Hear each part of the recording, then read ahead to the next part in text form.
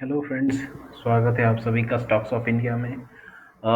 बिना कोई वक्त ज़ाया किए देखते हैं कि आज मार्केट किस तरह से था और आज हमारे स्टॉक्स ने क्या किया मार्केट में। So first are the stocks that we already have, which the stocks that whose price has triggered our entry points or buying points or pivot points, whatever you may call it.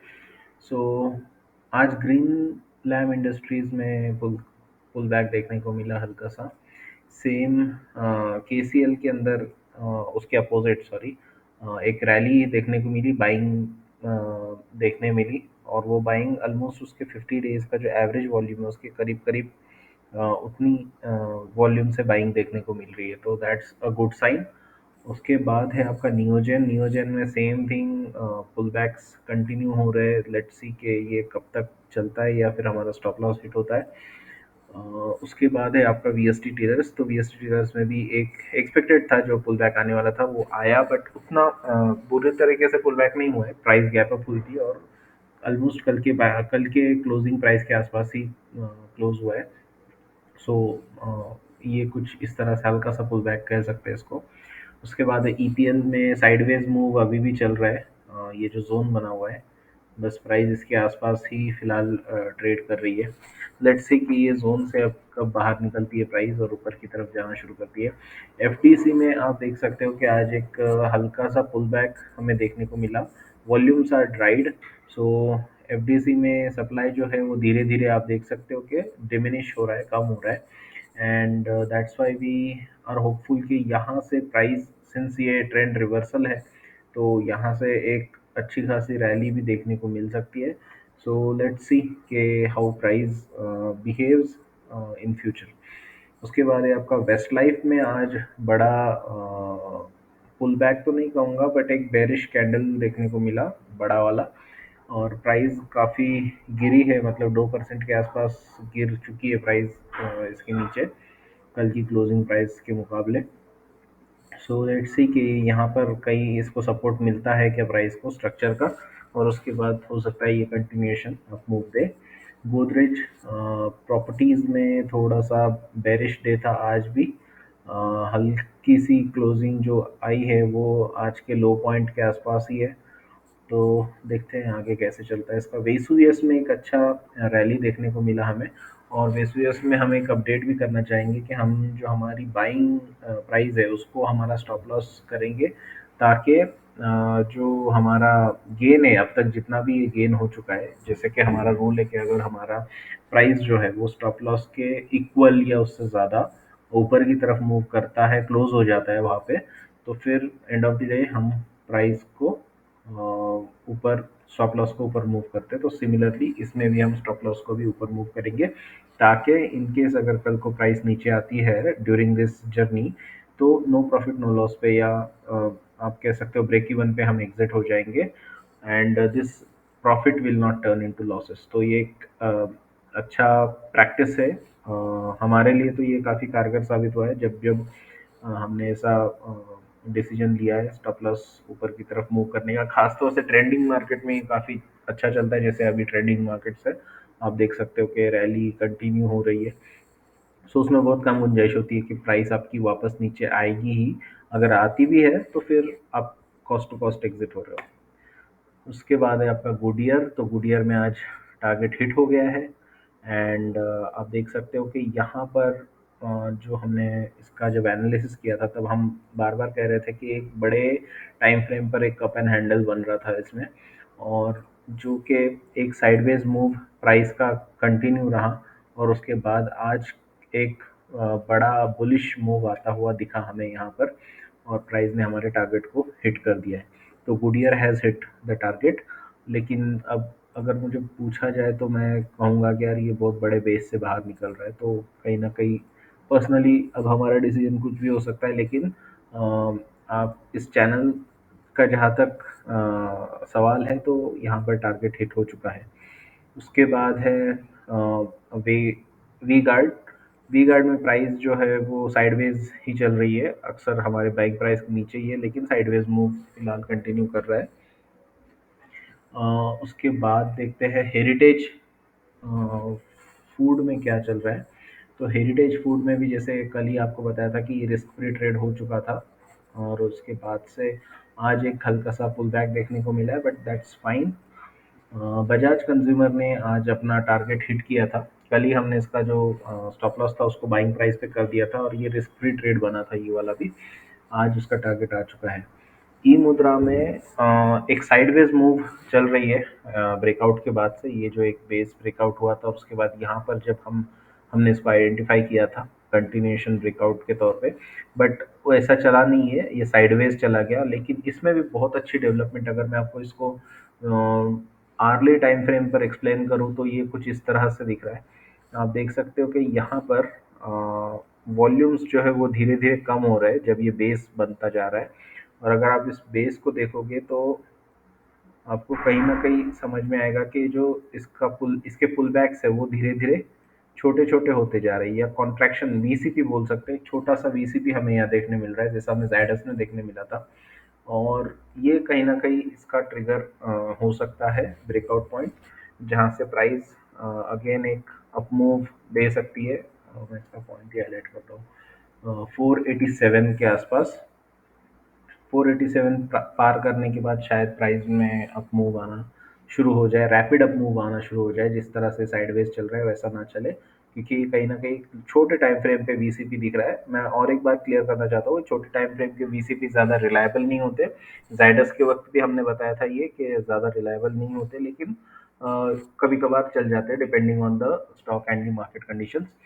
तो या कुछ इस तरह का setup आपको ई मुद्रा में देखने मिलता है। तो फिलहाल तो साइडवेज है, लेकिन कहीं ना कहीं ये एक उस छोटे टाइम फ्रेम पर एक वीसीपी बनता दिख रहा है। और ख़ास बात ये है कि वॉल्यूम्स जो है वो काफ़ी ड्राई हो चुके हैं। सो ड्राई वॉल्यूम्स का मतलब है कि सप्लाई जो है वो धीरे धीरे स्टॉक के अंदर कम हो रहा है। कोई न्यूज़ है क्या इसकी? 27 जून की ही है क्या? इकरा रिव्यूज रेटिंग, ओके। रेटिंग बढ़ा दिया था इकरा ने, रेटिंग एजेंसी इकरा। ओके, उसके बाद हुतामाकी में जैसे आप जानते हैं इसका तो स्टॉप लॉस हिट हुआ था। मैं रिमूव करता हूँ, शायद कल मैं भूल गया इसको रिमूव करना। बेल बेल में साइडवेज मूव है, और प्राइस हमारे पिवोट पॉइंट के आसपास ही है। वॉल्यूम में ड्राइनेस देखने को मिल सकती है, लेट्स सी कि कब तक ये कंटिन्यू करता है। उसके बाद है हमारा जाइडस। जाइडस को जो कि हमने आवरली टाइम फ्रेम पर वीसीपीस का डिटेक्ट किया था, तो मैं आवरली पे ही आपको एक्सप्लेन करूँगा कि हाँ, यहाँ पर कहीं न कहीं एक बाइंग अपॉर्चुनिटी बनी थी। उसके बाद से प्राइस कुछ इस तरह से अप मूव दिया है प्राइस ने, टारगेट के काफ़ी करीब है। और जो स्टॉप लॉस हमारा प्रायर यहाँ पर था, उसको हमने मूव कर दिया है बाइंग प्राइस पर। तो ये भी हमारा एक नो रिस्क ट्रेड बोल सकते हैं, वो बन चुका है। So this is Zydus. Then coming to national aluminium. National aluminium में लॉन्ग टर्म पे एक वीसीपी बन रहा था, side by side trend reversal भी हो रहा था। सो उसके एडिशन में वॉल्यूम्स ड्राई हो रहे थे। जैसे आप देख सकते हो यहाँ पे ड्राइनेस कितनी बढ़ गई थी वॉल्यूम्स की। दैट मीन्स कि सप्लाई मार्केट से स्टॉक का धीरे धीरे कम हो चुका था। और जब भी सप्लाई कम होता है और एक पिवट पॉइंट के बाद, एक ब्रेकआउट पॉइंट के बाद एक रैली आती है, सॉरी डिमांड आती है, तो एक रैली प्राइस में देखने को मिलती है, जो कि यहाँ पे हमें देखने को मिली थी। This is just the imbalance of supply and demand. तो यहाँ पर भी हमने स्टॉप लॉस को हमारे बाइंग प्राइस पर मूव कर दिया है। Now moving on to GPPL. GPPL में हमारा जो प्राइस था वो कल ट्रिगर हुआ था। उसके बाद से पुल बैक आया, पुल बैक आते ही आज भी पुल बैक ही रहा। अटेम्प्ट किया था उतना स्ट्रांगली नहीं, बट अगेन प्राइस नीचे की तरफ ही क्लोज हुई है। सो लेट्स सी कि आइदर इट मूव्स अप और hits our stop loss, remains to be seen. उसके बाद है बैंको प्रोडक्ट्स। तो बैंको प्रोडक्ट्स में आप देख सकते हो कि एक पुल बैक आता हुआ दिख रहा है, जो कि बेस जो बना था उसके रेजिस्टेंस, जो बेस का रेजिस्टेंस था, उसके सपोर्ट के तौर पे काम करता है या नहीं, ये देखना होगा। और आगे की प्राइस एक्शन तो मार्केट से आपको बताएंगे। आज हमारा जीएलएस का जो ट्रिगर था 615 वाला, वो हिट हुआ। सरप्राइजिंगली 615 ही आज की हाईएस्ट प्राइस थी एनएसई में जीएलएस की। एंड वहाँ से हमारा ट्रिगर लेकर प्राइस नीचे की तरफ क्लोज हुई है। आई मीन इतना कुछ बेरिश नहीं है, बट ठीक है, क्लोज हुई है नीचे की तरफ। लेट्स सी कि ये लेट्स सी कि ये कंटिन्यू करती है यहाँ पर कंसोलिडेट करना, या फिर कल को आके ब्रेकआउट देती है। It remains to be seen. अच्छी बात ये है कि आज जब वॉल्यूम सॉरी आज जब प्राइस ऊपर की तरफ जा रही थी तो वॉल्यूम भी कहीं ना कहीं यहाँ पर 50 डेज एवरेज वॉल्यूम को टच कर रहे थे। दैट मीन्स के बाइंग कहीं ना कहीं यहाँ पे बाइंग इंटरेस्ट कहीं ना कहीं यहाँ पे ट्रेडर्स का और इन्वेस्टर्स का ये देखने को मिल रहा है जीएलएस के अंदर। Now moving on to the stocks that are on our radar. तो मैक्स हेल्थ, जैसे आप जानते हो कि हम कई दिनों से इसको ट्रैक कर रहे हैं, ये जब बेस बन रहा है इसका। सो लेट्स सी के कहाँ तक बेस कंप्लीट होता है और हमें एक अच्छी अपॉर्चुनिटी मिलती है या नहीं। फिलहाल तो कंस्ट्रक्टिव बेस लग रहा है ये, इसलिए हम we are continuing to keeping it on our radar. उसके बाद है आपका आईजीएल। आईजीएल में आप देख सकते हो कि प्राइस जो है वीसीपी फॉर्मेशन हमें दिख रहा है। कहीं ना कहीं आज प्राइस ने अटेम्प्ट किया था ब्रेकआउट का, और उसके एंटिसिपेशन में वॉल्यूम्स भी आए थे। लेकिन अब देखते हैं कि ये कहाँ तक ऐसे रहता है। और उसमें एक चीज़ है, एक रेड फ्लैग मैंने पहले ही बोला था कि 21 जुलाई को इसके अर्निंग्स रिलीज होने वाले। तो अर्निंग्स के पहले इतना नज़दीक बाइंग करना एक अच्छी बात नहीं होगी। आई आई डोंट नो कि अर्निंग्स कैसे आएंगे या कैसे नहीं। बीसीपी दिख रहा है, वॉल्यूम्स आर ड्राइंग, सब सब सब बातें मान ली, लेकिन अर्निंग्स भी ड्यू है। क्योंकि हुतामाकी में ऐसा हुआ था कि आपको अगर मैं आई थिंक मैंने उसको रिमूव किया है। हुतामाकी का एक बार चार्ट आपको बताता हूँ। एकदम आइडियल बीसीपी बन रहा था वहाँ पे। ये देखना, एकदम आइडियल बीसीपी बना था। जैसे आप आपको अगर मैं यहाँ तक बताता हूँ तो इसमें वो रिप्ले का, हाँ रिप्ले का ऑप्शन है। लग नहीं रहा है। अच्छा लग गया। हम्म। तो यहाँ से देखना है, ये एक परफेक्ट पुल बैक्स आ रहे थे, और वॉल्यूम की ड्राइनेस देखो आप, कितनी ज़्यादा ड्राइनेस है यहाँ पे। लग रहा है कि यार बस अब यहाँ से कहीं ना कहीं वीसीबी ब्रेकआउट दे सकता है। और उसके बाद ये जो था, ये कैंडल यहाँ पर कहीं न कहीं पहले हमने थोड़ी-सी अर्ली स्टेज में बाइंग कर ली थी, तो यहाँ पर कहीं न कहीं बाइंग हुई थी। उसके बाद ये एक रेजिस्टेंस लाइन, यहाँ पर इसने एज़ अ रेजिस्टेंस लाइन करके काम किया और प्राइस को नीचे धकेला।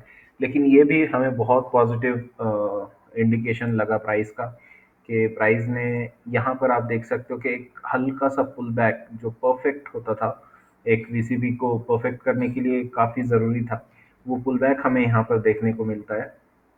और फिर उसके बाद ये जो रीजन है, ये हमें इस रेड कैंडल का जो लो है, वो हमें एज अ न्यू, अगर कोई किसी को एंट्री लेनी है तो उनके लिए एक स्टॉप लॉस की तरह ये काम कर सकता था, ये रीजन, ये पॉइंट। और ये जो कैंडल आई है फ्राइडे 14 जुलाई की जो कैंडल थी, वो एक ब्रेकआउट कैंडल के तौर पे कंसिडर की जा सकती थी। लेकिन नेक्स्ट डे आप देख सकते हो कि यहाँ पर कहीं न कहीं स्टॉप लॉस इमीडिएटली हिट हो गया। सब चीज़ें अच्छी थी, सिर्फ़ एक चीज़ खराब थी, वो थी अर्निंग्स ड्यू थे, जो कि 17 जुलाई को रिलीज़ हुए, और अर्निंग्स अच्छे नहीं थे मार्केट के हिसाब से। सो नेक्स्ट डे कुछ इस तरह का रिज़ल्ट हमें देखने को मिला प्राइस के अंदर। ये सारी चीज़ें अच्छी थी, लेकिन मार्केट का जो मूड था आफ्टर सीइंग द अर्निंग्स पूरी तरह से खराब हो गया। और कुछ इस तरह से एटलीस्ट हमारे स्टॉप लॉस को तो उसने लेकर उड़ गया था। बाकी बाद में पता नहीं, अब यहाँ से रिवर्स आता है तो that that is a different story. लेकिन हमारे स्टॉप लॉस का जो जहाँ तक मसला है, उसने तो स्टॉप लॉस हिट कर दिया था। सो इसलिए मैं कह रहा हूँ कि आईजीएल में भी सेम स्टोरी है, परफेक्ट है, हर चीज़ परफेक्ट है यहाँ पर भी। लेकिन कहीं ना कहीं एक चीज़ मुझे नेगेटिव लगती है, वो है अर्निंग्स इसके ड्यू है। लेट्स सी कि अगर, मैं चाहूँगा कि यहाँ से भी और एक पुल बैक आ जाए, अर्निंग्स एक बार इसकी आकर चली जाए, और उसके बाद अगर ब्रेकआउट आता है ना, तो फिर अ, वो एक थोड़ा-सा रैशनैलिटी हमारी प्राइस एक्शन के तौर पे बढ़ेगी, बिकॉज़ जब अर्निंग्स के आसपास प्राइस एक्शन भी काम नहीं करते। बिकॉज़ यू नेवर नो कि कौन कहाँ से डंप कर रहा है, कितना बड़ा इन्वेस्टर डंप कर रहा है या कितना बड़ा इन्वेस्टर बाय कर रहा है। So that's why it's very important to learn this lesson from our Huhtamaki trade, कि अर्निंग्स के आसपास आप अवॉइड करें सेटअप्स को। Now moving on to Sharda Motors, sorry for explaining these things in I thought कि मेरा pitch जो है आवाज़ का वो थोड़ा बढ़ गया था, बट ये एक्सप्लेन करना भी ज़रूरी था। So sorry if you thought कि मैं काफ़ी ज़ोर ज़ोर से बात कर रहा हूँ। Next move sorry next stock is Sharda Motors. So Sharda Motors में भी पीसीबी बन रहा है हमारा। उसके बाद वॉल्यूम में ड्राइनेस देखने को मिल रही है। अर्निंग्स इसके दूर है, इसकी फिक्र मत कीजिएगा। हाँ, अगर कोई फंडामेंटल चीज़ डिक्लेयर होती है या कुछ अलग होता है तो बात अलग है, लेकिन अर्निंग्स का जहाँ तक नज़रिया है तो वो तो दूर है इसके। सो या यहाँ पर एक पीसीपी डेवलप हो रहा है और देखते हैं कि ये कहाँ तक हमारा साथ देता है, कैसे पैन आउट करती है price. Same thing CRM silk में भी हमें देखने को मिल रही है कि प्राइस जो है कंसोलिडेट कर रही है कंस्ट्रक्टिव वे में। पीवट 580 का है, लेट्स सी। नारायण हृदयालय में एक अच्छे मोमेंटम के बाद आपको यहाँ पर एक बेस बनता हुआ दिख रहा है। यहाँ से पुल बैक, हल्का सा पुल बैक आया है और पीवट 1065 का है। लेट्स सी कि प्राइस कैसे पैन आउट होती है। सो ये थे आज के stocks, 5 stocks, Max Health, IGL, Sharda Motors, Siyaram Silks और नारायण हृदयालय जो हमारे रेडार पर है। और कुछ स्टॉक्स जैसे कि हम ऑलरेडी शेयर करते हैं कि हमारी वॉच लिस्ट में है, न्यूक्लियस है, गरवारे हाईटेक फाइबर है। अ, मैं बताना चाहूँगा कि जो हमने एडिशनल स्टॉक्स आज डाले हैं वो आपको बताना चाहूँगा, क्योंकि बाकी स्टॉक्स तो मैं ऑलरेडी डिस्कस करता ही हूँ, क्योंकि वो कई दिनों से हमारे वॉच लिस्ट में है। यहाँ पर एडवांस एंजाइम आज नया मिला है हमें, स्क्रीनिंग में हमारे ये रिफ्लेक्ट हुआ आज। इसकी ख़ास बात ये है कि यहाँ पर कहीं ना कहीं एक बेस बनता हुआ, इन्वर्टेड हेड एंड शोल्डर कह लो या कुछ अलग नाम आप इसको दे दो, लेकिन कहीं ना कहीं यहाँ पर एक बेस बनता हुआ दिख रहा है। और इंस्टीट्यूशंस की बाइंग इस वॉल्यूम से रिफ्लेक्ट करती है कि कहीं ना कहीं बड़े प्लेयर्स इसमें एंट्री कर रहे हैं। तो इसको हम वॉच लिस्ट में ज़रूर रखेंगे ट्रेंड रिवर्सल के तौर पे, और एक पिवट पॉइंट डेवलप होने देंगे। बिकॉज हमें बाइंग करना ये कितना भी अच्छा सेटअप क्यों ना लगे, लेकिन जब तक हमारा रिस्क मैनेजमेंट का जो एरिया है वो हमें जब तक ग्रीन सिग्नल नहीं देता कि हम ये रिस्क कैलकुलेटेड रिस्क है या नहीं है, तब तक हम ट्रेड को हाथ नहीं लगाते, है ना। तो इवन दो हमने सेटअप आइडेंटिफाई किया है, हमने स्टॉक आइडेंटिफाई किया है पोटेंशियल रिवर्सल वाला, लेकिन जब तक हमें रिस्क रिवॉर्ड फेवरेबल नहीं लगेगा तब तक इसकी एंट्री अवॉइड करेंगे। बस सिर्फ वॉच लिस्ट में इसको देखते रहेंगे कि ये कैसे डेवलप होता है। उसके बाद हमने लिया है सुप्रीम पेट्रो। तो सुप्रीम पेट्रो में कुछ इस तरह का ये सेटअप है। सुप्रीम पेट्रो की एक आदत है, जो कि वो यहाँ से जो चीट कोड बोलते हैं, जिसको मार्क नरविन ने अपनी बुक में इसको एक्सप्लेन किया है। अ, एक एक कप एंड हैंडल पकड़ लो। कप एंड हैंडल में होता ये है कि price pull back, price rally करती है, पुल बैक देती है और पुल बैक के बाद फिर से रैली करना शुरू करती है। उसके बाद एक एरिया आता है जहाँ पर साइडवेज मूवमेंट आपको देखने को मिलती है, और उस एरिया का एक पिवट होता है। अगर वो पिवट का ब्रेकआउट आता है तो जो ये प्रीवियस मूव है वो कंटिन्यू होती हुई आपको कहीं ना कहीं दिखती है ना।